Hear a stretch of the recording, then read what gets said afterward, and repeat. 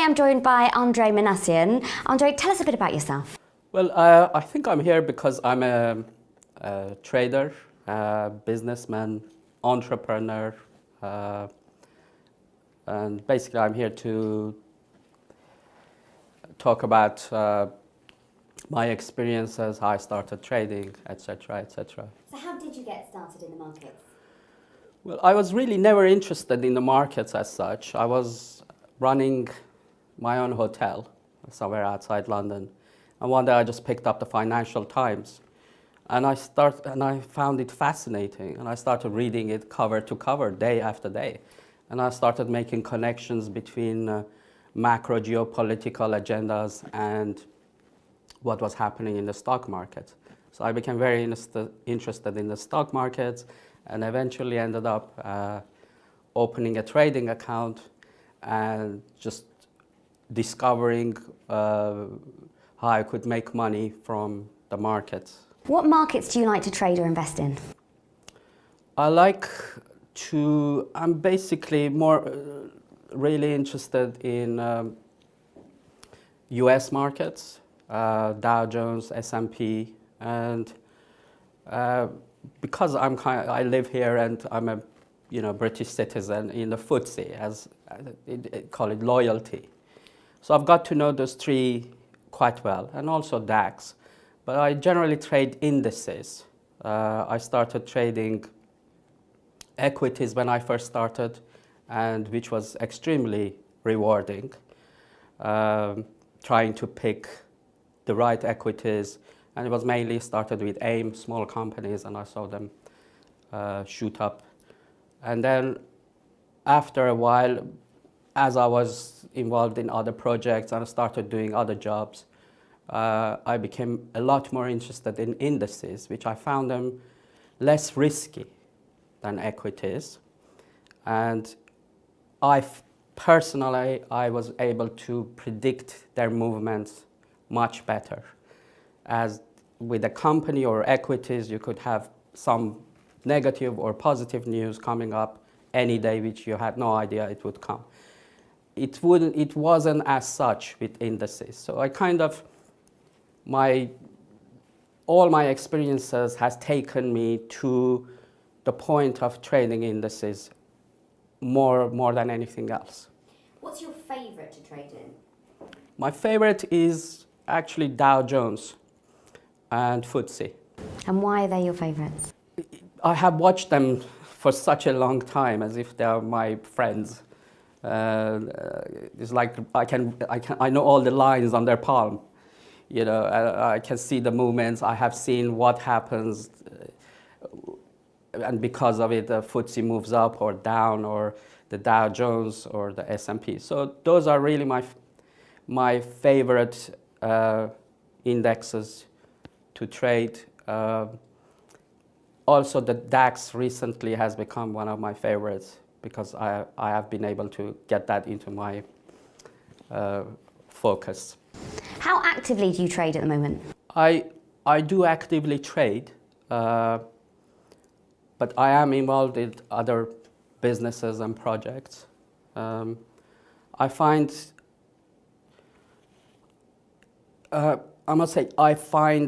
day trading not my kind of thing, even if I wasn't involved in any other business.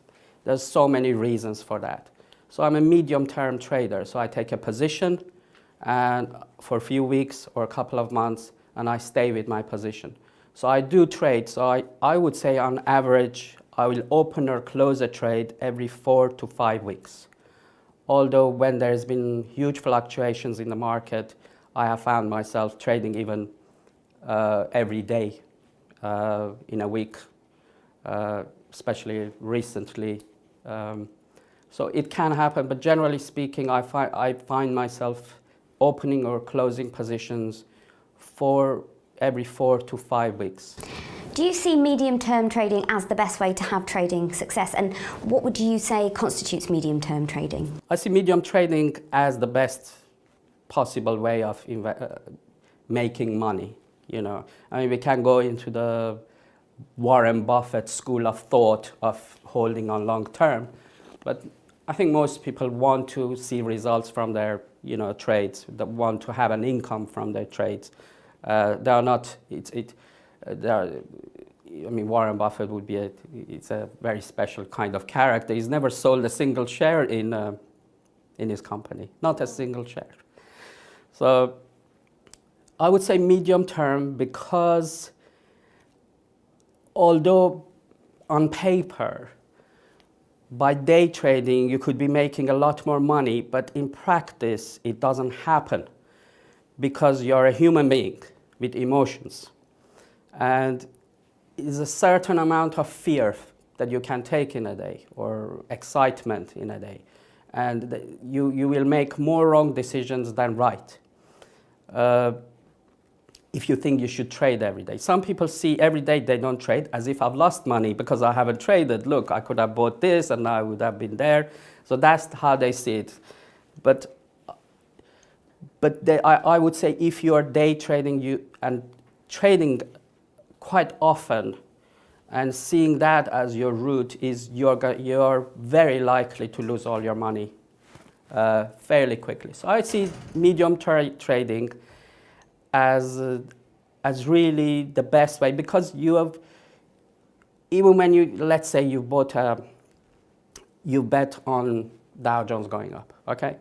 Now it goes a bit lower, a bit higher, a bit lower, a bit higher. But if you're sure of a certain target you're looking at, then you wait. You wait 2 weeks, 3 weeks, and you suddenly see it came to your position, rather than panic with every digit moving up and down. So I would say medium-term trading, definitely it's better, even if you don't do anything. Even if that's your only job, I would say medium trading pays off a lot more than short-term trading.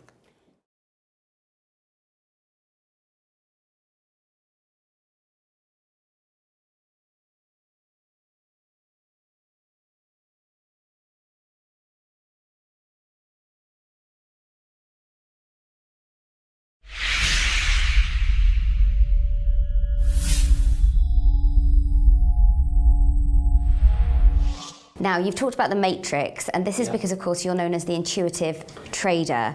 So how does the intuitive trader come about? What's that about?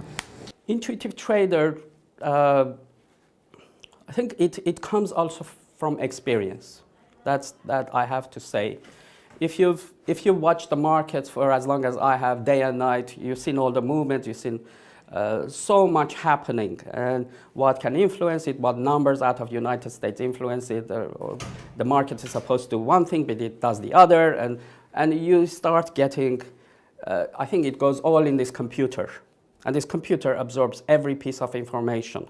If you go by Jung's theory of psychology, every piece of information that comes in the world goes in this computer. So everything I see in this room, if they hypnotize me in 5 years' time, I should be able to remember it exactly as it is.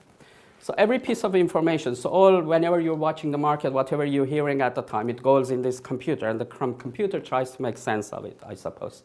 So it becomes part of your intuition or experience. But intuition is something else. For me, intuition, whether it's got to do with trading or life, decisions about life or job interviews going to go, or contracts you're bidding for, or projects you're involved in. I think this within the matrix of life, because life is a matrix. It can't be anything else. It has to be constructed. It had to be constructed to be like this. So we have arms and legs, and we have all this around us. It had to be designed. So I'm not with the Darwin's theory at all. I think everything was designed. By who or what, I don't know. But it was absolutely designed. There's nothing else can make sense apart from it. So within this design, within this matrix, we have all the information for every creature or every human being that is born. And we can tap into it to get our... it speaks to us. That's how it speaks to us. Your intuition is how the force of the matrix speaks to you. And you should listen to it, because you should open up to it. That's how it speaks to you. That's how it tells you this is the route for you, or this is not the route for you. This is wrong for you, this is right for you. And the more you listen to it, the more in tune you become and the more you trust it. Now, as far as trading, I looked at the markets, and in the beginning I was listening to a lot of analysts and everyone else. And every time I listened to an analyst, I went wrong. I was trading, and every time I listened to this analyst saying this is going to go up, I put my money and it went down every single time. So I stopped doing that. I stopped listening to analysts, I stopped listening to news and any market information, data or whatever there was, and I started trusting myself. What's your trading and investment methodology now? My investment, I make investments in business, but I trade, as I said, in indices. Yeah. And my positions are between 4 to 5 weeks positions I take, or sometimes I take a bit longer, few months positions.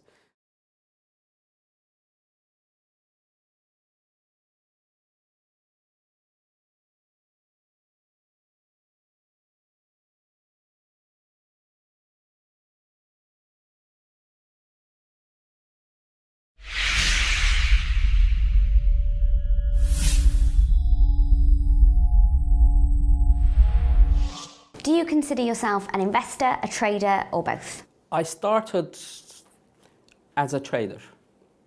I started trading because I said, I want to be rich. I want to be rich. I want to get rich from trading. But then when I made certain amount of money, I felt I'm burning out here. So much excitement, fear, butterflies, and it's not healthy lifestyle. So I started looking at other projects to do. So I started getting involved in other projects and other interesting projects, meeting other people and actually getting out and doing things which involves interactions with other human beings. So I am an investor. I do invest in projects and I have other projects going. So I would say I am both, but started as a trader to be able to actually accumulate the funds to be able to do that. And I do really recommend for anyone, if they are able to make any, substantial is relative, for whatever dreams they have or whatever projects they have, to take it and put it in some business or some other project which involves interacting with other human beings, because that is what life is.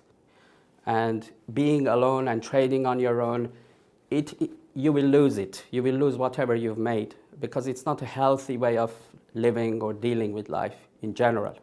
So I'd say, yeah, sure, if you are young, you want to go for it and, a couple of years really trade or whatever, do it. But then have it in mind, have other interests also in mind, have other interests in life, do other things. Don't just look at the markets, because also looking at the market on its own, it doesn't make you a good trader. I think you need the overall knowledge and be plugged into life on many levels to be able to be a good trader.